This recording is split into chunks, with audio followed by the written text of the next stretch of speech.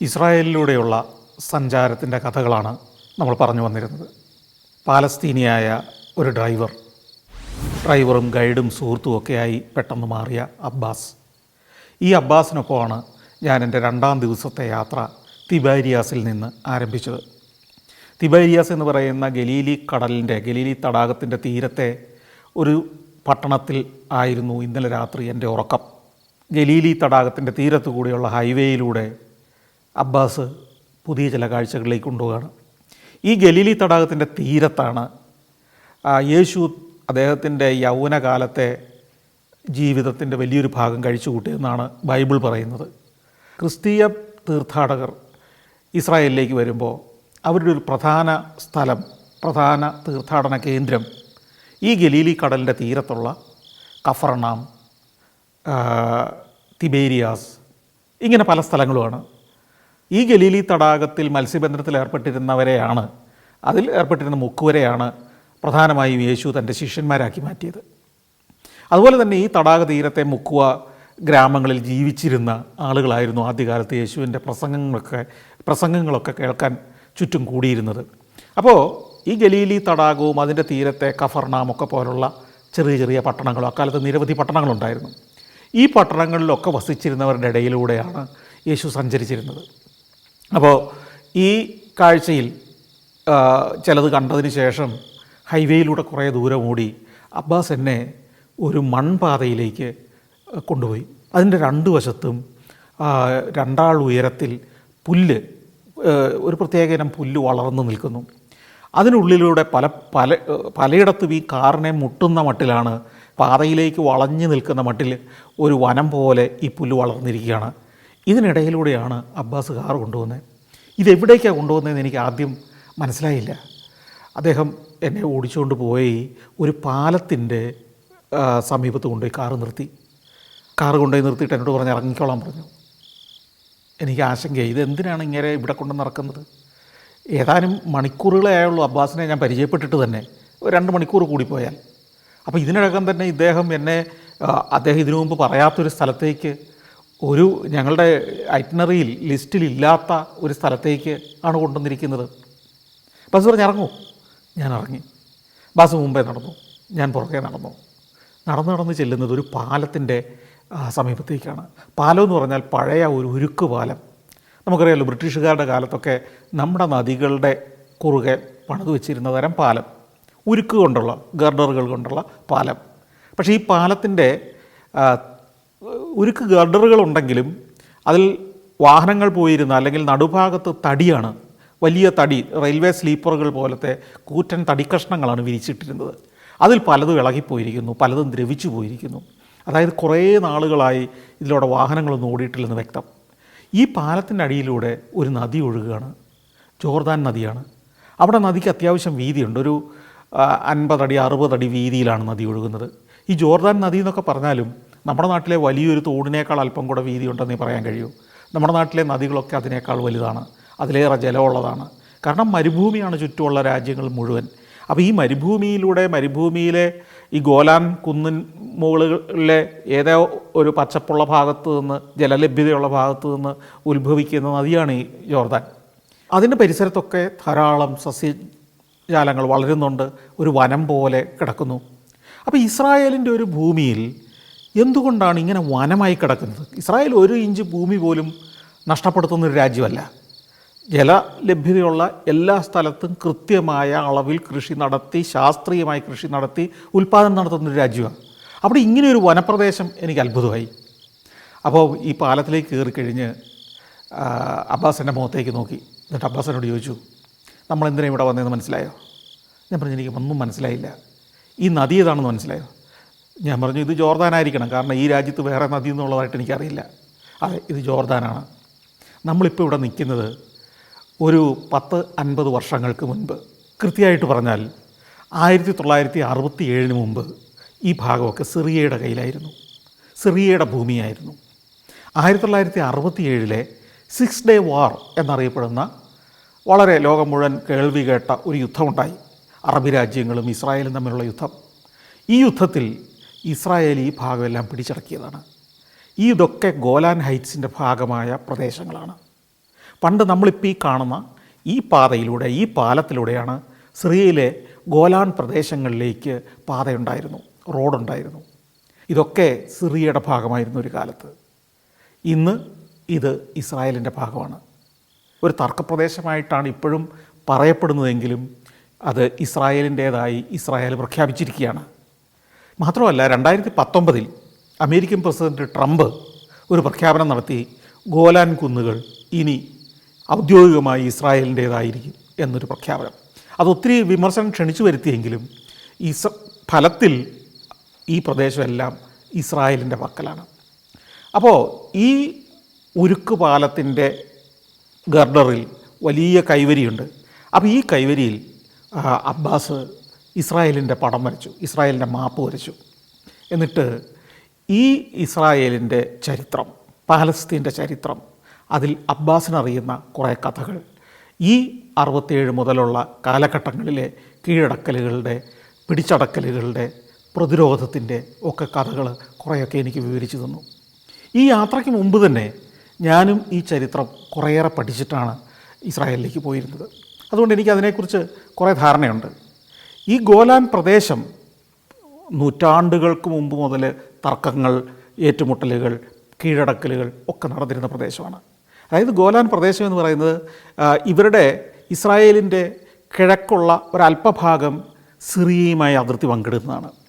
നമുക്കറിയാം, ഈ മിഡിൽ ഈസ്റ്റിലെ ഈ പ്രദേശങ്ങളൊക്കെ 10, 2000, 3000, 4000 വർഷങ്ങൾക്ക് മുമ്പ് മുതൽ പല പല വിദേശ ശക്തികളും പല പല ഭൂപ്രദേശങ്ങളിൽ നിന്നുമുള്ള ആക്രമണങ്ങളെ നേരിടുകയും പല കാലഘട്ടങ്ങളിൽ പലർ കീഴടക്കി അവരുടെ ഭരണം സ്ഥാപിച്ചു. അതിനുശേഷം മറ്റൊരു പ്രവിശ്യയിൽ നിന്നുള്ള ഭരണാധികാരികൾ വന്നു, അവിടെ കീഴടക്കി അവരുടെ ഭരണം സ്ഥാപിച്ചു. അവരെ മാറ്റിമറിച്ചുകൊണ്ട് വേറൊരു കൂട്ടർ വന്നു. അങ്ങനെ പേർഷ്യക്കാർ, അലക്സാണ്ടർ ദ ഗ്രേറ്റ് എന്ന ചക്രവർത്തി, ബൈസൻ്റൈൻ ഭരണാധികാരികൾ, ഓട്ടോമൻ തുർക്കികൾ, ഇങ്ങനെ പല പല ഭരണാധികാരികൾ, ഭരണവർഗങ്ങൾ ഇതിനെ ഭരിച്ചു കടന്നുപോയി.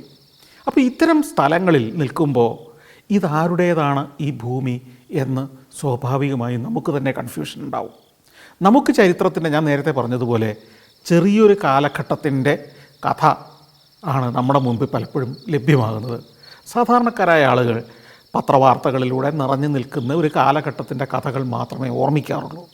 അതിന് പിന്നിലേക്കുള്ള, നൂറ്റാണ്ടുകൾ പിന്നിലേക്കുള്ള, പല തലമുറകൾ പിന്നിലേക്കുള്ള കഥകൾ വലിയ നിശ്ചയമുള്ളവരാവണമെന്നില്ല. ചരിത്രത്തിൽ തീർച്ചയായും ഈ കഥയുടെ ആദ്യം മുതലുള്ള മാറ്റങ്ങൾക്ക് വളരെ വലിയ പ്രസക്തിയുണ്ട്. ഇത്തരം രാജ്യങ്ങളുടെ ചരിത്രത്തിൽ, നമ്മുടെ നാട്ടിലെ ചരിത്രത്തിൽ നിന്ന് വളരെ വ്യത്യസ്തമാണത്.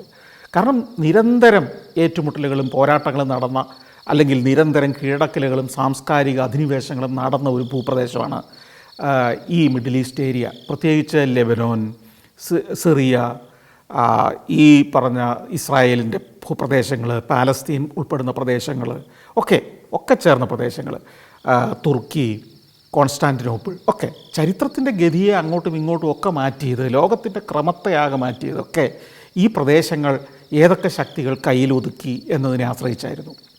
അപ്പോൾ നമ്മൾ ഈ ചരിത്രത്തിൻ്റെ താൽക്കാലികമായ, ചരിത്രത്തിൻ്റെ കുറഞ്ഞ കാലഘട്ടത്തെ ഒരു അറിവ് കൊണ്ട് ചരിത്രാപഗ്രഥനം നടത്തുന്നത് ഒരു വലിയ സിനിമയുടെ അവസാനത്തെ റീല് മാത്രം കണ്ടിട്ട് കഥ മനസ്സിലായി എന്ന് പറയുന്നത് പോലെയാണ്. ഇപ്പം നിങ്ങൾ കിരീടം എന്നൊരു സിനിമ നിങ്ങൾ കണ്ടിട്ടുണ്ടാവാം. കിരീടത്തിൽ എൻ്റെ അവസാനത്തെ 5 മിനിറ്റ് മാത്രം കണ്ട ഒരാൾ, അയാളുടെ മനസ്സിൽ ആ കിരീടം സിനിമയുടെ കഥ എങ്ങനെയായിരിക്കും പതിയുക? പാവം കീരിക്കാടൻ ജോസിനെ കൂറ്റൻ പത്തല് കൊണ്ട് അടിച്ച് നിലത്തിട്ടിട്ട് ക്രൂരനായ സേതുമാധവൻ നെഞ്ചത്ത് കയറിയിരുന്ന് കുത്തിക്കൊന്നു എന്നായിരിക്കുമല്ലോ അവസാനത്തെ 5 മിനിറ്റ് മാത്രം കാണുന്ന ഒരാൾക്ക് കിരീടം എന്ന സിനിമ മനസ്സിലാവുക. ഏതാണ്ട് അങ്ങനെയാണ് ചരിത്രത്തിൻ്റെ അവസാനത്തെ അധ്യായങ്ങൾ മാത്രം വായിക്കുന്ന ആളുകൾക്ക് ചരിത്രം മനസ്സിലാവുക. അതിന് പിന്നിലേക്ക് കഥയുണ്ട്, അതിന് പശ്ചാത്തലമുണ്ട്. സേതുമാധവൻ ആരായിരുന്നു എന്നറിയണമെങ്കിൽ, അല്ലെങ്കിൽ കീരിക്കാടൻ ജോസ് ആരായിരുന്നു എന്നറിയണമെങ്കിൽ നമ്മൾ ആ സിനിമ മുഴുവൻ കാണേണ്ടി വരും. എന്നതുപോലെ തന്നെയാണ് ചരിത്രത്തെ നമ്മൾ വായിക്കുക. അങ്ങനെ തന്നെ വേണം ചരിത്രത്തെ പഠിക്കാൻ. ഇതിലും നമുക്കൊരു സിനിമ പോലെ കൃത്യമായ ഒരു വില്ലനെയും കൃത്യമായ ഒരു ഹീറോയെയും കണ്ടെത്തുക പലപ്പോഴും ചരിത്രത്തിൽ സാധ്യവുമല്ല. വ്യക്തികൾ മാത്രമല്ല, ആളുകൾ മാത്രമല്ല, കാലാവസ്ഥ, ഭൂപ്രകൃതി, ഇതൊക്കെ വില്ലനായി മാറിയിട്ടുണ്ട് ചരിത്രത്തിൽ. അപ്പോൾ ചരിത്രം നമുക്ക് 2000 കൊല്ലം മുമ്പത്തെ അവകാശവാദം ഉന്നയിച്ചുകൊണ്ട് ഇന്ന് അതിനനുസൃതമായി ജീവിക്കാനോ അതിനനുസൃതമായി പ്രതികാരം നിർവഹിക്കുന്നതിനോ സാധ്യമല്ല. പല ആളുകളും സ്വന്തം മതത്തിൻ്റെ പഠനം മാത്രം നടത്തിയവരാണ്. ഒരിക്കലും മതപണ്ഡിതന്മാർ സ്വന്തം മതത്തിലെ കുട്ടികൾക്ക് സ്വന്തം മതം ചെയ്ത ക്രൂരതയുടെ കഥകൾ പറഞ്ഞു കൊടുക്കാറില്ല. അന്യമതം ശത്രുവാണെന്ന് പലപ്പോഴും നമ്മുടെ മതപാഠങ്ങളിൽ പഠിപ്പിക്കുന്നു. അതുകൊണ്ട് ചരിത്രത്തെ പോലും നമ്മൾ ചില ഭാഗങ്ങളെ അടച്ചു വെച്ച് ഇരുട്ടിലാക്കിയാണ് പുതിയ തലമുറയ്ക്ക് പറഞ്ഞു കൊടുക്കുന്നത്. എന്നാൽ ഒരു ചരിത്രാന്വേഷി, ഒരു സഞ്ചാരി ചരിത്രത്തെ പഠിക്കേണ്ടത് അങ്ങനെയല്ല. സ്വന്തം മതവിശ്വാസം എന്തുമായിക്കൊള്ളട്ടെ, ചരിത്രം മറ്റൊന്നാണ് എന്ന ഒരു തിരിച്ചറിവോടുകൂടി തന്നെ വേണം ചരിത്രത്തെ സമീപിക്കാൻ. ഞാൻ ഏത് മതത്തിൽ വിശ്വസിച്ചാലും യഥാർത്ഥ ചരിത്രത്തോടായിരിക്കണം എൻ്റെ സഞ്ചാരിയായ എൻ്റെ, അല്ലെങ്കിൽ ഒരു ചരിത്രാന്വേഷിയായ എൻ്റെ കൂറുണ്ടാവേണ്ടത്.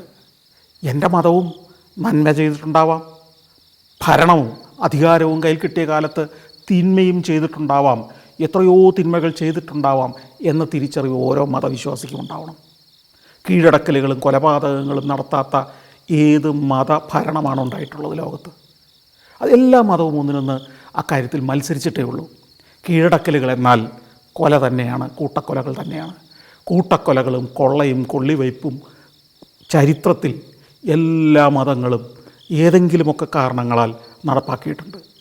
അപ്പോൾ നമ്മുടെ മതപാഠങ്ങളിൽ ഒരിക്കലും നമ്മുടെ മതപണ്ഡിതന്മാർ നമ്മുടെ കുഞ്ഞുങ്ങൾക്ക് നമ്മുടെ മതത്തിൻ്റെ മോശമായ ചരിത്രവശങ്ങൾ പറഞ്ഞു തരാറില്ല എന്നതുകൊണ്ട് നാം കരുതുന്നു നമുക്ക് ചുറ്റുമുള്ള മറ്റു മതസ്ഥരെല്ലാം ദ്രോഹികളാണ്, ശത്രുക്കളാണ്, കൊള്ളരുതാത്തവരാണെന്ന്.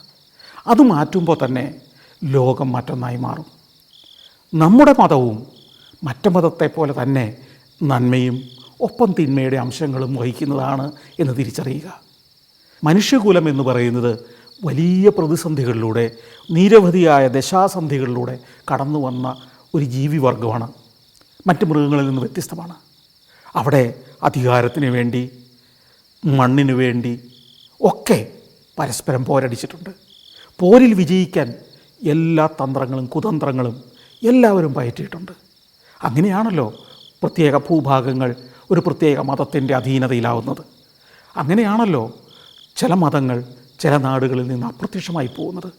ഇതൊക്കെ ആ മട്ടിൽ അപഗ്രഥിക്കുമ്പോഴാണ് ഞാൻ ഒരു ശരിയായ സഞ്ചാരിയായി മാറുന്നത്.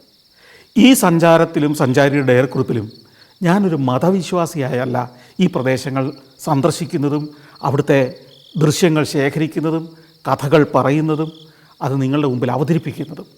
ഞാനൊരു ചരിത്രാന്വേഷിയായി മാത്രമാണ്, ഒരു സഞ്ചാരിയായി മാത്രമാണ്. അതിനോട് 100% നീതി പുലർത്താനാണ് ഞാൻ എപ്പോഴും ശ്രമിക്കാറുള്ളത്. ഒരിക്കലും ഏതെങ്കിലും ഒരു മതത്തിൻ്റെ പ്രചാരകനോ പ്രവാചകനോ ആയി മാറാൻ ഞാൻ താല്പര്യപ്പെടാറില്ല. എൻ്റെ പ്രൊഫഷണൽ സഞ്ചാരത്തിൻ്റെ പ്രേക്ഷകരും ആ ഉത്തരവാദിത്വത്തോടെ, ആ വീക്ഷണത്തോടെ ഈ പരിപാടി കാണും എന്നാണ് ഞാൻ വിശ്വസിക്കുന്നത്.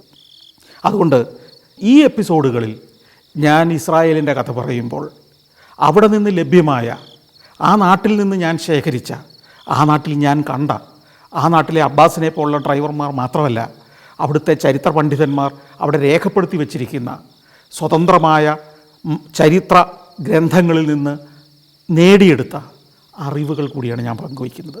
അവിടെ ഒരു മതവും എന്നെ സ്വാധീനിച്ചിട്ടില്ല. ഒരു മതത്തിൻ്റെ സ്വാധീനത്തിൽ എൻ്റെ പ്രൊഫഷൻ മുന്നോട്ട് കൊണ്ടുപോകുന്ന ഒരു വ്യക്തിയല്ല ഞാൻ. ഈ സ്ഥാപനത്തിൽ സഫാരി എന്ന ചാനലിൽ പല മതവിശ്വാസികൾ ജോലി ചെയ്യുന്നുണ്ട്. അവരാരും അവരുടെ മതവിശ്വാസമല്ല ഈ ചാനലിലൂടെ ഉദ്ഘോഷിക്കുന്നത്. സഞ്ചാരം, സഫാരി എന്ന ഒരാശയവും വികാരവും മാത്രമാണ്. അതുകൊണ്ട് എൻ്റെ പ്രേക്ഷകരും അങ്ങനെ തന്നെ ആയിരിക്കണം എന്ന് ഞാൻ അഭ്യർത്ഥിക്കുകയാണ്. കുറച്ച് സമയം ആ പാലത്തിൽ ചെലവഴിച്ച് ആ പ്രദേശം, ഗോലാൻ കുന്നുകൾ എന്ന പ്രദേശം ഇസ്രായേലിൻ്റെ കൈവശമെത്തിയതിൻ്റെ ആ ദീർഘകാലത്തെ കഥ അബ്ബാസിൽ നിന്ന് മനസ്സിലാക്കി. അബ്ബാസ് പറഞ്ഞ കാലത്തിനു മുമ്പുള്ളൊരു കാലത്തെ ചരിത്രം ഞാൻ അബ്ബാസിനോട് പറഞ്ഞു. അബ്ബാസിനും ചില കഥകളും ചില അറിവുകളും ഒക്കെ പുതുമയായിരുന്നു. കാരണം അബ്ബാസ് ചരിത്രത്തെ അഗാധമായി പഠിച്ചിട്ടുള്ളൊരു വ്യക്തിയൊന്നുമല്ല. അങ്ങനെ ഞങ്ങൾ വീണ്ടും കാറിൽ കയറി ആ വനപ്രദേശത്ത് നിന്ന്, ആ പുൽക്കാട്ടിൽ നിന്ന് പുറത്തേക്ക് യാത്ര ചെയ്തു. ഞങ്ങൾ തിരിച്ച് വീണ്ടും ഹൈവേയിലേക്ക് വന്ന് കയറി. അവിടുന്ന് ഹൈവേയിൽ നിന്ന് ഞങ്ങൾ വീണ്ടും ഗലീലി കടലിൻ്റെ തീരത്തെ മറ്റൊരു പട്ടണത്തിലേക്കാണ് പോകുന്നത്, കഫർനാം. വളരെ പ്രശസ്തമാണ് കഫർനാം. കഫർനാം ഇന്ന് പഴയ രൂപത്തിൽ കാണാൻ പറ്റില്ല. AD 746 കഫർനാം വലിയൊരു ഭൂകമ്പത്തിൽ തകർന്ന് തരിപ്പണമായിപ്പോയി. ഈ AD 746 വരെ കഫർനാം പ്രതാപത്തോടെ നിന്നിരുന്നൊരു നഗരമായിരുന്നു. ഈ കഫർനാമിന് വേറൊരു പ്രാധാന്യം കൂടിയുണ്ട്. ബൈബിളിൽ യേശുവിൻ്റെ ഒരു പ്രധാന വാസയിടം കഫർനാമായിരുന്നു എന്ന് പറയുന്നുണ്ട്, പലയിടത്തും പറയുന്നുണ്ട്. കഫർനാമിലേക്ക് യേശു വന്നു എന്നും ഒക്കെ പലയിടത്തും പറയുന്നുണ്ട്. അതായത് സ്നാപയോഹന്നാനെ തടവിലാക്കിയതിന് ശേഷം യേശു യൂദയ ഭാഗത്തു നിന്ന് കഫർനാമിലേക്ക് പോകുന്നു, ഗലീലിയുടെ തീരത്തേക്ക് പോകുന്നുവെന്നും ഈ കഫർനാമിൽ താമസമാക്കിയെന്നും പറയുന്നുണ്ട്. കഫർനാം പഴയ ഒരു മുക്കുവ നഗരമായിരുന്നു. നഗരമോ വലിയൊരു ഗ്രാമമോ എന്നൊക്കെ വേണേൽ പറയാം. ധാരാളം മുക്കുവരുള്ള ഒരു പ്രദേശം. ഈ കഫർനാം ഭൂകമ്പത്തിൽ തകർന്നതിന് ശേഷമുള്ള അവശിഷ്ടങ്ങളാണ് ഇന്ന് നമ്മൾ കഫർനാമിലേക്ക് ചെല്ലുമ്പോൾ കൂടുതലായും കാണുന്നത്. കഫർനാമിൽ ഒരു ഗ്രീക്ക് ദേവാലയമുണ്ട്, അതിമനോഹരമായൊരു ദേവാലയം. ഗലീലി കടലിൻ്റെ തീരത്ത് തന്നെയാണ് ഈ ദേവാലയവും തകർന്ന നഗരവുമൊക്കെ. ഞാൻ ആ തകർന്ന നഗരത്തിലൂടെ, ആ പഴയ നഗരത്തിൻ്റെ അസ്ഥിവാരങ്ങൾക്കിടയിലൂടെ ക്യാമറയുമായി ഏറെ നേരം നടന്നു. നമ്മളിങ്ങനെ നടക്കുമ്പോൾ ബൈബിളിൽ പറയുന്ന സന്ദർഭങ്ങൾ സത്യമാവാം, പൂർണ്ണമായും അത് ചരിത്രമാണോ എന്ന് നമുക്ക് ഇന്ന് നിശ്ചയമില്ലാത്ത കാര്യങ്ങളുണ്ടാവാം. എന്നാൽ വിശ്വാസി സമൂഹത്തിന് അത് പൂർണ്ണമായും സത്യം തന്നെയാണ്. നമ്മൾ പക്ഷേ ഇത്തരം സ്ഥലങ്ങളിൽ എത്തുമ്പോൾ ആ സ്ഥലത്തെ ആസ്വദിക്കണമെങ്കിൽ ഒരു കാര്യം ചെയ്യണം, നമ്മൾ ആ ചരിത്രത്തെ വിശ്വസിക്കണം. ആ വഴി യേശു നടന്നിരുന്നു എന്നും ഈ കാണുന്ന കെട്ടിടങ്ങളുടെ തറകളിൽ ഓരോന്നിലും യേശുവിൻ്റെയോ അദ്ദേഹത്തിൻ്റെ ശിഷ്യന്മാരായി കൂടിയിരുന്നവരുടെയോ കാൽപാദമൊക്കെ പതിഞ്ഞിരുന്നു എന്നെങ്കിലും ഒരു കാലത്ത് എന്നൊക്കെ സങ്കല്പിച്ചുകൊണ്ട് ആ വഴിയിലൂടെ നടക്കുമ്പോൾ നമ്മൾ 2000 വർഷം പിന്നിലേക്ക് നടക്കുന്ന ഒരനുഭൂതി ലഭിക്കുന്നു. ഇത് തന്നെയാണ് വിശ്വാസികളെ അവിടേക്ക് ആകർഷിക്കുന്നത്. അവർ വിശ്വാസ തീവ്രതയിൽ പ്രാർത്ഥനാ മന്ത്രങ്ങളോടെ ഇതുവഴിയിലൂടെ ഒക്കെ നടക്കുകയാണ്. യേശു ഒരു കാലത്ത് നടന്ന വഴിയെന്ന ചിന്തയോടെ ഇടവഴികളും തെരുവുകളും കുളിപ്പുരകളും കച്ചവടപ്പീടികകളും ഒക്കെ ഉണ്ടായിരുന്ന കഫർനാം എന്ന നഗരത്തിൻ്റെ അസ്ഥിവാരമാണ് ഇന്ന് നമ്മളവിടെ കാണുന്നത്. കഫർനാമിൽ നിന്ന് ഇറങ്ങി വീണ്ടും ഞങ്ങൾ ഗലീലി തടാകത്തിൻ്റെ തീരത്തുകൂടെ വീണ്ടും കിഴക്കോട്ട് യാത്ര ചെയ്യുകയാണ്. വീണ്ടും കിഴക്കോട്ട്, അതായത് ഒരു കാലത്ത് ജോർദാൻ്റെയോ സിറിയയുടെയോ ഒക്കെ ആയിരുന്ന ഭൂഭാഗമാണ് ഈ കിഴക്കൻ ഭാഗം. ഈ കിഴക്കൻ ഭാഗം ഇപ്പോൾ ഗോലാൻ ഹൈറ്റ്സ് ഒക്കെ പിടിച്ചടക്കിയ കൂടെ ഈ തീരത്തെ കുറേ ഭാഗം കൂടി ഇസ്രായേലിൻ്റെ കയ്യിലുണ്ട്. അപ്പോൾ അവിടെ വലിയൊരു റിക്രിയേഷണൽ ഏരിയയാണ്. ഗോലാൻ ബീച്ച് എന്ന് പറയുന്ന ഈ ഗലീലി കടലിൻ്റെ തീരത്ത് ഒരു ബീച്ചുണ്ട്. അപ്പോൾ അത് കണ്ടിട്ട് നമുക്ക് തിരിച്ചു വരാമെന്ന് പറഞ്ഞാണ് അബ്ബാസ് കാറുമായിട്ട് പോകുന്നത്. അപ്പോഴേക്കും ഞങ്ങൾ അബ്ബാസും ഞാനും മറ്റ് പല വിശേഷങ്ങളും പറയാൻ തുടങ്ങി, കുടുംബവിശേഷങ്ങൾ പറയാൻ തുടങ്ങി. വളരെ അടുത്ത സുഹൃത്തുക്കളായി. അബ്ബാസ് വാങ്ങിച്ചു വെച്ചിരുന്ന ജ്യൂസിൻ്റെ കുപ്പിയൊക്കെ എടുത്ത് എനിക്ക് തന്നു. അബ്ബാസ് എന്നെ സൽക്കരിച്ചു. അബ്ബാസിൻ്റെ ഇംഗ്ലീഷ് രസമാണ്, ഈ അറബികൾ ഇംഗ്ലീഷ് പറയുന്ന പോലെ തന്നെയാണ്. അപ്പോൾ അത് നമുക്ക് കേട്ടാൽ മനസ്സിലാവുന്ന, വളരെ എളുപ്പത്തിൽ മനസ്സിലാക്കാവുന്ന ഇംഗ്ലീഷാണ്. സായിപ്പിൻ്റെ ഇംഗ്ലീഷ് പോലെയല്ല. എന്ന് മാത്രമല്ല എൻ്റെ ഇംഗ്ലീഷും അബ്ബാസിനും വളരെ എളുപ്പത്തിൽ മനസ്സിലാവും. അപ്പോൾ അദ്ദേഹം ഇവിടെ നിന്ന് വന്ന ഇന്ത്യക്കാരെക്കുറിച്ച്, ഇതിനു മുമ്പ് പരിചയപ്പെട്ട ചില ഇന്ത്യക്കാരെക്കുറിച്ച്, ഇസ്രായേലിൽ ജോലി ചെയ്യുന്ന ചില ഇന്ത്യക്കാരെ ഇദ്ദേഹത്തിന് പരിചയമുള്ളവരെക്കുറിച്ച് ഒക്കെ പറഞ്ഞു. ഇന്ത്യയുടെ ജീവിതത്തെക്കുറിച്ച്, നമ്മുടെ സാംസ്കാരിക പശ്ചാത്തലത്തെക്കുറിച്ച് ഒക്കെ ചോദിച്ചറിയുന്ന ഒരു നല്ല സുഹൃത്തായി അബ്ബാസ് മാറി. ഞങ്ങൾ ഗോലാൻ ബീച്ചിലേക്ക് എത്തി. ഈ ഗോലാൻ ബീച്ചിലെത്തുമ്പോൾ അവിടെ ശരിക്കും പറഞ്ഞാൽ ഇസ്രായേലികളുടെ ഒരു റിക്രിയേഷണൽ ഏരിയയാണ് ബീച്ച് ഏരിയ. ബീച്ച് എന്ന് പറഞ്ഞാൽ അവിടെ ഉരുളൻ കല്ലുകളാണ്, നമ്മുടെ പോലത്തെ മണലല്ല, ഉരുളൻ കല്ലുകളുടെ ഒരു തീരം. അവിടെ ഒരു വലിയ വനപ്രദേശം പോലെ നാച്ചുറലായി മരങ്ങൾ വളരാൻ വിട്ടിരിക്കുന്ന ഒരു പ്രദേശത്ത് ബീച്ച് കൂടി ചേർന്നതാണെന്ന് വേണേൽ പറയാം. അവിടേക്ക് കയറുന്നതിന് മുമ്പ് ഒരു പരിശോധനയൊക്കെ ഉണ്ട്. അവിടെ ഒരു സെക്യൂരിറ്റി ഗാർഡുണ്ട്. കാരണം ഈ ഇടയ്ക്ക് അവിടെ എന്തോ വെടിവയ്പ്പോ മറ്റോ ഉണ്ടായിട്ടുണ്ട് നേരത്തെ. അതുകൊണ്ട് തന്നെ അവിടേക്ക് ചെല്ലുന്ന കാറുകളൊക്കെ പരിശോധിച്ചിട്ടേ വിടൂ. അബ്ബാസിൻ്റെ ലൈസൻസ് എടുത്ത് പരിശോധിച്ചു. അപ്പോൾ ഈ ഒരു പാലസ്തീനി ആയതുകൊണ്ടാവാം കുറച്ച് കൂടുതൽ സമയം ചില ചോദ്യങ്ങളൊക്കെ ചോദിക്കുകയും ഉത്തരം പറയുകയൊക്കെ ചെയ്യുന്നത് എൻ്റെ ശ്രദ്ധയപ്പെട്ടു. അബ്ബാസ് ചെറിയൊരു അസ്വസ്ഥത ഈ ചോദ്യങ്ങളുടെ മറുപടി നൽകുമ്പം പ്രകടിപ്പിച്ചതും ഞാനിങ്ങനെ നിരീക്ഷിക്കുന്നുണ്ടായിരുന്നു. അപ്പോൾ എന്നെക്കുറിച്ച് ചോദിച്ചു. കാരണം ഇവർക്ക് സംശയം ഞാനെങ്ങനെ, എൻ്റെ വിസ എവിടെയെന്നാണ് ചോദിക്കുന്നത്. സാധാരണഗതിയിൽ ഒരു ടൂർ സംഘത്തോടൊപ്പം അല്ലെങ്കിൽ തീർത്ഥാടക സംഘത്തോടൊപ്പമാണ് ഈ പ്രദേശത്തൂടെയൊക്കെ ആളുകൾ വരിക. ഇത് ഞാനെങ്ങനെ എത്തി? എൻ്റെ വിസ എൻ്റെ കയ്യിലില്ല. അത് ഈ ജോസ് സ്ലീബയുടെ സംഘത്തിൻ്റെ കയ്യിലാണ് എൻ്റെ പേരും കൂടി എഴുതിയൊരു ലിസ്റ്റ്. അപ്പോൾ അവിടെ ഒരു ചെറിയ പ്രശ്നമായി. അബ്ബാസ് എനിക്ക് വേണ്ടി സംസാരിച്ചു, ഈ ടീമിൻ്റെ കൂടെയാണെന്ന് പറഞ്ഞു. അവരെക്കുറിച്ച് ഉള്ള വിശദാംശങ്ങളൊക്കെ ആയിരിക്കണം ചോദിച്ചത്. ഈ കാര്യങ്ങളൊക്കെ ഒന്ന് വിശദീകരിച്ച് കൊടുക്കാൻ ഏതാണ്ട് ഒരു 15 മിനിറ്റ് സമയം പോയി. ഞങ്ങൾ വീണ്ടും ബീച്ചിനകത്തേക്ക് ചെല്ലുമ്പോൾ ഈ ബീച്ച് ഏരിയ, കുറേ പ്രദേശത്ത് ധാരാളം മരങ്ങൾ വളർന്നു നിൽക്കുന്ന, തണലുള്ള മരങ്ങളുള്ള ഒരു തീരം എന്ന് കൂട്ടിയാൽ മതി. വലിയ തിരകളൊന്നുമില്ല, ഒരു തടാകമല്ലേ, അപ്പോൾ അതിന് തിരകൾ പൊതുവെ കുറവാണ്, എങ്കിലും രസകരമാണ്. തെളിഞ്ഞ വെള്ളമാണ് ഈ ഗലീലി തടാകത്തിൽ. അപ്പോൾ ഈ തീരത്തെല്ലാം ധാരാളം കൂടാരങ്ങൾ അടിച്ചിട്ടുണ്ട്. ആളുകൾ വന്ന് ക്യാമ്പ് ചെയ്യുകയാണ്. അതായത് നമ്മുടെ ബീച്ചുകളിലേതുപോലെ ആളുകൾ വെറുതെ അവിടെ ചെന്ന് വെള്ളത്തിൽ ചാടുക, കുളിക്കുക, ഇത് മാത്രമല്ല, പല ദിവസങ്ങൾ അവിടെ വന്ന് ക്യാമ്പ് ചെയ്യുകയാണ്.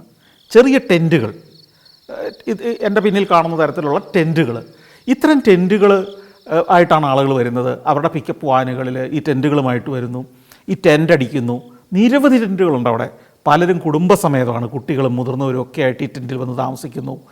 ഈ ഗലീലി തടാകത്തിൽ നിന്നും മത്സ്യം പിടിക്കുന്നു, കരയ്ക്ക് കൊണ്ടുവന്ന് അതിനെ ഗ്രില്ല് ചെയ്യുന്നു, ബാർബിക്യൂ ചെയ്യുന്നു. അങ്ങനെ രസകരമായ ജീവിതത്തോടെ പുലരുന്നു. അപ്പോൾ എനിക്ക് അവിടെ ഒരു ദിവസമെങ്കിലും താമസിക്കണമെന്ന് തോന്നിപ്പോകുന്ന തരത്തിലുള്ള കാഴ്ചകളാണ്. ശരിക്കും ഇത്തരം കാഴ്ചകളൊക്കെ കാണുമ്പോഴാണ് നമ്മുടെ തീരങ്ങളെ എത്രയോ ഇനിയും ഉപയോഗിക്കാനുണ്ടെന്നുള്ള ചിന്തകൾ എൻ്റെ മനസ്സിലുണ്ടാവുന്നത്. നമ്മുടെ കടൽ തീരങ്ങളാവട്ടെ, നമ്മുടെ നദീതീരങ്ങളാകട്ടെ, തടാക തീരങ്ങളാവട്ടെ, ശരിക്കും നമ്മളുടെ യുവാക്കളും മുതിർന്നവർക്കും ഒക്കെ അവിടുത്തെ സ്റ്റാർ ഹോട്ടലുകളിൽ പോയി താമസിക്കുന്നതാണ് ടൂറിസം എന്ന തെറ്റിദ്ധാരണയാണുള്ളത്. ഒരു കൂടാരം, ഇത്തരത്തിലുള്ള ഒരു കൂടാരം വാങ്ങിക്കഴിഞ്ഞാൽ നമുക്ക് കേരളത്തിൻ്റെ അല്ലെങ്കിൽ തമിഴ്നാടിൻ്റെ ഏത് പ്രകൃതിയിലേക്കും ഏത് ഭൂഭാഗത്തേക്കും പോകാം. അനുമതി വാങ്ങിയാൽ കടൽ തീരങ്ങളിൽ, കായൽ തീരങ്ങളിൽ ഒക്കെ നമുക്ക് ക്യാമ്പ് ചെയ്യാം. അവിടെ രാത്രി ക്യാമ്പ് ഫയറൊക്കെ ആയി, ബാർബിക്യൂവും ഭക്ഷണവും ഒക്കെ ആയി അവിടെ കഴിയാനുള്ള ചില സൗകര്യങ്ങൾ, അടിസ്ഥാന സൗകര്യങ്ങൾ ആ നാട്ടിലെ പ്രാദേശിക ഭരണ സംവിധാനങ്ങൾ ഒരുക്കി കൊടുത്താൽ മതി. ക്യാമ്പിംഗ് സൈറ്റുകൾ ലോകത്തെല്ലായിടത്തും ടൂറിസത്തിൻ്റെ ഒരു പ്രധാന ആകർഷണമാണ്. കേരളത്തിൽ എന്തുകൊണ്ടാണ് ക്യാമ്പിംഗ് സൈറ്റുകൾ നമ്മൾ ഉണ്ടാക്കാത്തത് എന്നെനിക്ക് അത്ഭുതമാണ്. ഈ അടുത്ത കാലത്ത് ചില മലയോര പ്രദേശങ്ങളിലൊക്കെ ഞാൻ സഞ്ചാരത്തിൻ്റെ പലതവണ ഇത് പറഞ്ഞതിന് ശേഷമൊക്കെയാണെന്ന് തോന്നുന്നു കുറച്ച് ആളുകളൊക്കെ ആരംഭിച്ചിട്ടുണ്ട്. പക്ഷേ എങ്കിലും നമ്മുടെ പ്രധാന കടൽ തീരത്തോ പ്രധാന ടൂറിസം ഡെസ്റ്റിനേഷനുകളിലോ കായൽ തീരങ്ങളിലോ ക്യാമ്പിംഗ് സൈറ്റുകൾ പൊതുവെ കുറവാണ്. അത്തരമൊരു ക്യാമ്പിംഗ് സൈറ്റ് സഫാരിയുടെ പ്രേക്ഷകർക്കും ഒക്കെ വന്ന് ക്യാമ്പ് ചെയ്യാൻ കഴിയുന്ന തരത്തിലുള്ള ചില ക്യാമ്പിംഗ് സൈറ്റുകൾ അധികം താമസിയാതെ തന്നെ ആരംഭിക്കണമെന്ന് എൻ്റെ മനസ്സിലുണ്ട്. തീർച്ചയായും ആ കാര്യം നിങ്ങളെ അറിയിക്കാം. അപ്പം അവിടെ നിന്ന് മടങ്ങേണ്ട സമയമായി. വീണ്ടും ഞങ്ങൾ തിരിച്ചുള്ള യാത്രയായി. തിബേരിയാസ് ഭാഗത്തേക്ക് വരണം. അപ്പോൾ വരുന്ന വഴിക്ക് കുർസി എന്ന് പറയുന്നൊരു സ്ഥലമുണ്ട്. അതും ഈ ഗലീലി കടലിൻ്റെ തീരത്താണ്. കുർസിയും ഈ ബീച്ചും ഒന്നും സാധാരണഗതിയിൽ തീർത്ഥാടകർ വരുന്നൊരു സ്ഥലമല്ല. തീർത്ഥാടകർ യേശുക്രിസ്തുവിൻ്റെ ജീവിതവുമായി അല്ലെ ബൈബിളിൽ പ്രധാനപ്പെട്ട സംഭവങ്ങൾ നടന്നു എന്ന് പറയപ്പെടുന്ന സ്ഥലങ്ങളിൽ മാത്രം പോവുക, അവിടെ നിന്ന് പ്രാർത്ഥിക്കുക, അവിടെ ധ്യാനിക്കുക, അവിടെ നിന്ന് എന്തെങ്കിലും സുവനീറുകൾ വാങ്ങുക, ബസ്സിൽ കയറുക, അടുത്ത സ്ഥലത്തേക്ക് പോവുക, ഇങ്ങനെയുള്ള ഇതിൻ്റെ ചരിത്രം അന്വേഷിക്കുക, ജീവിതം കാണുക, അവിടുത്തെ മറ്റു കാഴ്ചകളിലേക്ക്, ചരിത്ര പ്രാധാന്യമുള്ള സ്ഥലങ്ങളിലേക്ക് പോവുക, ഇതൊന്നും സാധാരണ തീർത്ഥാടകർ അക്കാലത്ത് ചെയ്തിരുന്നില്ല. അപ്പം ഞാനിങ്ങനെയൊക്കെ പോകുന്നു എന്ന് പറഞ്ഞപ്പോൾ ഇവർക്ക് അത്ഭുതമായി. എന്താണ് അവിടെയൊക്കെ കാണാനുള്ളത്? അവർ നോക്കുമ്പോൾ കുറേ തകർന്ന കെട്ടിടങ്ങൾ. ഈ തകർന്ന കെട്ടിടത്തിന് എന്ത് സൗന്ദര്യം! അവിടെ 2000-3000 വർഷം പിന്നിലേക്ക് നമ്മുടെ മനസ്സിനെ കൊണ്ടുപോകണം, ഒരു സിനിമ പോലെ കാണണം. ഇത് പൂർണ്ണ രൂപത്തിൽ നിന്ന് ഒരു രൂപം നമ്മുടെ മനസ്സിലേക്ക് കൊണ്ടുവരണം. എങ്കിലും ഒരു ചരിത്രാവശിഷ്ടത്തിന് നമുക്ക് ആസ്വദിക്കാൻ കഴിയൂ. അവിടെ ജീവിച്ചിരുന്ന മനുഷ്യർ, അതിന് നമ്മൾ ഒത്തിരി സിനിമകൾ കാണണം, ഒത്തിരി പുസ്തകങ്ങൾ വായിക്കണം. ആ സിനിമകളിലും പുസ്തകത്തിലും നിന്ന് നമുക്ക് അന്ന് ജീവിച്ചിരുന്ന മനുഷ്യരുടെ രൂപം ആ സ്ഥലത്ത് നിൽക്കുമ്പോൾ നമ്മുടെ മനസ്സിൽ തെളിഞ്ഞു വരും. അവരുടെ വേഷം വരും, അവരുടെ ഭക്ഷണം വരും, അവരുടെ ഭാഷ വരും. അപ്പോൾ നമ്മളും ആ കൂടെ അവരിൽ ഒരാളായി ആ തെരുവുകളിലൂടെ, ആ കൽമന്ദിരങ്ങളിലൂടെ നടക്കുന്നതായി നമുക്കും അനുഭവപ്പെടും. അതൊരു വല്ലാത്ത അനുഭൂതിയാണ്. കുർസിയും ബൈബിളിൽ പരാമർശിക്കപ്പെടുന്ന സ്ഥലമാണെങ്കിലും തീർത്ഥാടകർ അധികം അവിടേക്ക് വരാറില്ല. ഈ ബൈബിളിൽ യേശു പിശാച് ബാധിതനെ സുഖപ്പെടുത്തിയെന്നും ആ പിശാച് അയാളിൽ നിന്നിറങ്ങി പന്നിക്കൂട്ടത്തിലേക്ക് പോയി എന്നും പന്നികൾ ഓടി തടാകത്തിലേക്ക് പോയി എന്നൊക്കെ പറയുന്ന ചില സംഭവങ്ങളുണ്ട്. ഇത് സംഭവിച്ചത് ഇവിടെയാണെന്നാണ് അവിടെ എഴുതി വച്ചിരിക്കുന്നത്. അത് ഞാൻ വായിച്ചു. അപ്പോൾ അവിടെ അകത്തേക്ക് ഈ ആർക്കിയോളജിക്കൽ സൈറ്റിലേക്ക് കയറണമെങ്കിൽ വലിയ വിസ്തൃതമായൊരു പ്രദേശമാണ്. അവിടെ 5-ാം നൂറ്റാണ്ടിലൊക്കെ വളരെ പ്രൗഢമായ രീതിയിൽ മൊണാസ്ട്രികളും സന്യാസി മഠങ്ങളും ഒക്കെ ഉണ്ടായിരുന്ന ഒരു പ്രദേശമാണ്. അപ്പോൾ അവിടെയുള്ളത് യേശുവിൻ്റെ കാലത്തെ 2000 കൊല്ലം മുമ്പത്തെയോ 2500 കൊല്ലം മുമ്പത്തെയോ അവശിഷ്ടങ്ങൾ മാത്രമല്ല, പിന്നീട് പല കാലഘട്ടങ്ങളിൽ അവിടെ ഉണ്ടായിരുന്ന കെട്ടിടങ്ങൾ, മൊണാസ്ട്രികൾ, ബസിലിക്കകൾ, പള്ളികൾ, ഇതിൻ്റെ എല്ലാ അവശേഷിപ്പുകളുണ്ട്. അതൊക്കെ AD 500-കളിലൊക്കെ ഉണ്ടായിരുന്നതിൻ്റെ അവശേഷിപ്പുകൾ ഇന്നും നമുക്ക് കാണാം. അപ്പോൾ ഇതൊക്കെ ഒന്ന് കാണുകയും ആ ചരിത്രത്തിലൂടെ സഞ്ചരിക്കുകയും വേണം എന്നുള്ളത് കൊണ്ട് ഞാൻ അകത്ത് കയറാൻ തന്നെ തീരുമാനിച്ചു. അവിടെ ഒരു ഗേറ്റ് ഉണ്ട്, അവിടെ ഒരു ടിക്കറ്റ് കൊടുക്കുന്നൊരു കൗണ്ടറുണ്ട്. അവിടെ ഞങ്ങൾ മാത്രമേ ഉള്ളൂ, ഞാനും അബ്ബാസും മാത്രമേ അവിടെ എത്തിയിട്ടുള്ളൂ. മറ്റു ടൂറിസ്റ്റുകളൊന്നും കയറിയിട്ടില്ല. അപ്പോൾ കൗണ്ടറിനകത്ത് ആളില്ല. അപ്പോൾ ഞങ്ങൾ ഇച്ചിരി നേരം കാത്തു നിന്നപ്പോൾ ഒരാൾ ഈ ആർക്കിയോളജി സൈറ്റിൻ്റെ ഒരു ഭാഗത്ത് തൂമ്പ മൺകോരിയൊക്കെ ആയിട്ട് അതിലൂടെ വരുന്നുണ്ട്. അയാൾ അതിലൂടെ പുല്ലി എത്തുന്നത് ഞങ്ങൾ കണ്ടിരുന്നു ചെന്നപ്പോഴേ തന്നെ. അയാൾ ഞങ്ങളെ കണ്ടുകൊണ്ട് നടന്നു വന്ന് വാതിൽ തുറന്ന് ഈ ടിക്കറ്റ് കൗണ്ടറിനകത്ത് കയറി എനിക്കുള്ള ടിക്കറ്റ് എടുത്തു തന്നു. അപ്പോൾ ഈ അവിടെ ടിക്കറ്റ് കൊടുക്കാനും പുല്ല് ചെത്താനും ഇവിടെ വൃത്തിയായി സംരക്ഷിക്കാനും കാവൽക്കാരൻ്റെ ജോലി ചെയ്യാനും ഒക്കെ ഈ ഒരു വൃദ്ധൻ മാത്രമേ ഉണ്ടായിരുന്നുള്ളൂ. ഞാൻ ഇതുമായിട്ട് അകത്തേക്ക് ചെന്നു. അകത്ത് ചെല്ലുമ്പം പഴയ കാലത്തെ നിർമ്മിതികൾ, മൊസൈക്ക് തറകൾ, പണ്ട് മൊസൈക്ക് തറകൾ, അതായത് പല നിറത്തിലുള്ള കല്ലുകൾ, ചെറിയ പീസുകൾ അടുക്കി അതിലൂടെ ചിത്രങ്ങൾ എന്ന് പറഞ്ഞാൽ ആ കാലഘട്ടത്തെ ജീവിതത്തെ പുനഃസൃഷ്ടിച്ചിരിക്കുകയാണ് മൊസൈക്ക് ചിത്രങ്ങളിലൂടെ. അതിന്നും അവിടെ നശിച്ചു പോകാതെ തറയിൽ കാണാം. അതുപോലെ തന്നെ വലിയൊരു ദേവാലയത്തിൻ്റെ അൾത്താരയും അതിൻ്റെ കൂറ്റൻ തൂണുകളും ഒക്കെ ഇന്നും കുർസിയിലുണ്ട്. അവിടുന്ന് പിന്നെയും നടന്നു ചെന്ന് കഴിയുമ്പോൾ ഒരു കുന്നിൻ്റെ മുകളിലേക്ക് മുഴുവൻ ഈ ചരിത്രാവശേഷിപ്പുകൾ പോവുകയാണ്. ആ കുന്നിൻ്റെ താഴ്വാരത്ത് ബാത്ത് ഹൗസുകളുണ്ട്, അതായത് പഴയ പുരാതനമായ ബാത്തുകൾ. ചൂട് നീരുറവകളിലൂടെ നിന്ന് വെള്ളം അക്വാഡക്റ്റുകളിലൂടെ ഒഴുക്കിക്കൊണ്ടുവന്ന് നാട്ടിലെ പ്രമാണിമാർ ചൂടുവെള്ളത്തിലും തണുത്ത വെള്ളത്തിലും കുളിച്ചിരുന്ന ബാത്ത് ഹൗസുകൾ, കുളിപ്പുരകൾ എന്ന് വേണേൽ പറയാം. അത് ഈ റോമൻ കാലഘട്ടത്തിലും അതിനു മുമ്പ് ഈ പറഞ്ഞ സിറിയൻ ഡമാസ്കസിൻ്റെ ഭൂപ്രദേശങ്ങളിലുമൊക്കെ പാൽമിറ പോലുള്ള സ്ഥലങ്ങളിലൊക്കെ ഞാൻ കണ്ടിട്ടുണ്ട്. ഏത് പുരാതനമായ ചരിത്രമുള്ള നാട്ടിൽ ചെന്നാലും ഇത്തരം ബാത്ത് ഹൗസുകൾ കാണാം. അതൊക്കെ ഇന്ന് തകർന്നടിഞ്ഞു പോയിരിക്കുന്നെങ്കിലും അതിൻ്റെ എല്ലാ അവശേഷിപ്പുകൾ കാണാം, അതിൻ്റെ തറ കാണാം, അതിലെ മൊസൈക്ക് വർക്കുകൾ കാണാം. ഞാൻ ഈ കുന്ന് കയറി മുകളിലേക്ക് പോയി. ഈ കുന്നിൽ മുഴുവൻ ആ പല കാലഘട്ടത്തിലെ നിർമ്മിതികളുടെ അവശേഷിപ്പുകളാണ്.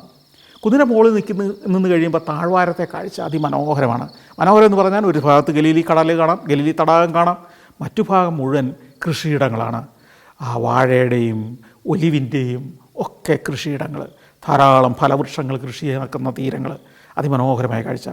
ഇതൊക്കെ കണ്ട് ഞാൻ ഷൂട്ട് ചെയ്ത് കുറച്ച് സമയം അങ്ങനെ കാറ്റൊക്കെ കൊണ്ടങ്ങനെ നിൽക്കുമ്പോൾ താഴെ നിന്ന് അബ്ബാസ് കൈ കാണിക്കുന്നുണ്ട്. അപ്പോഴാണ് ഞാൻ ശ്രദ്ധിച്ചത് ഈ മനുഷ്യനെ കൈ വീശി കാണിക്കുന്നുണ്ട്. അപ്പോൾ അന്നൊക്കെ എൻ്റെ മൊബൈൽ ഫോൺ ഈ ഇസ്രായേലിൽ വർക്ക് ചെയ്യില്ല. അബ്ബാസിൻ്റെ ഫോൺ ഉപയോഗിച്ചാണ് ഞാനും ഇവരൊക്കെ ആയിട്ട് സംസാരിച്ചുകൊണ്ടിരുന്നത്. അപ്പോൾ അബ്ബാസ് എന്നെ കൈ കാണിക്കുന്നു, ഇറങ്ങി വരൂ പെട്ടെന്ന് എന്നുള്ള മട്ടിലാണ്. ഞാൻ തിരികെ ഇറങ്ങി വന്നു. താഴെ ചെന്നപ്പോൾ അബ്ബാസ് പറഞ്ഞു, നിങ്ങളുടെ ടൂർ കമ്പനി മിസ്റ്റർ ജോസ് വിളിച്ചു, ഇപ്പോൾ ഉടൻ തന്നെ ഒരു ബോട്ട് പുറപ്പെടുകയാണ്, ഗിന്നസാർ എന്ന് പറഞ്ഞ സ്ഥലത്തേക്ക് ഉടനെ എത്തണം. അവരെല്ലാം അവിടെ നമ്മളെ കാത്തു നിൽക്കുകയാണത്രേ. ഞാനും കൂടെ പോകുന്നുണ്ടെങ്കിൽ അവരുടെ ബോട്ടിൽ ഇപ്പോൾ എനിക്കൂടെയുള്ള ടിക്കറ്റൊക്കെ റെഡിയാക്കി വെച്ചിട്ടുണ്ട്, എന്നോട് ഉടനെ ചെന്നാൽ ഇപ്പോൾ ആ ബോട്ടിൽ കയറാം.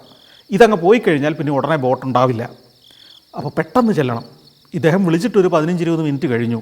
അവരിപ്പോൾ പോയോ ഇല്ലയോ എന്നറിയില്ല. ഏതായാലും നമുക്കൊന്ന് പെട്ടെന്ന് ശ്രമിക്കാം എന്ന് തീരുമാനിച്ചു. ഞാൻ അബ്ബാസിനോട് പറഞ്ഞു, ഒന്നുകൂടെ വിളിക്കൂ, ഞാൻ വരുന്നു എന്ന് പറ.